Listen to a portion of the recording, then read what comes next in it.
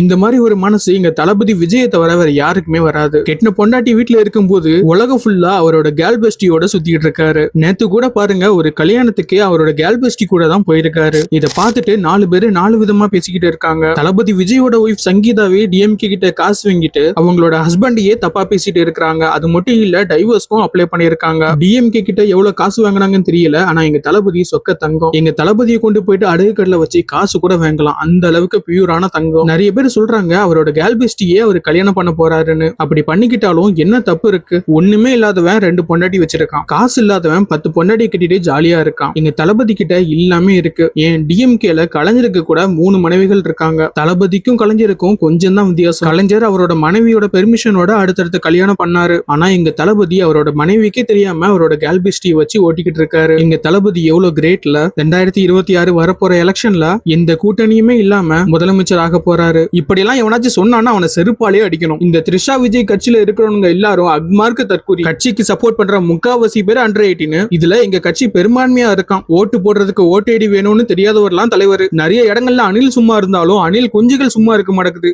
காமராஜர் அந்த காலத்திலே சத்துணவுல இருந்து எல்லா திட்டமும் போட்டு ஸ்கூல் ஆரம்பிச்சாரு. அப்படியும் இந்த மாதிரி தற்கூரி படிக்காம ஏன் உசுரம் வாங்குது? என்ன பண்றது?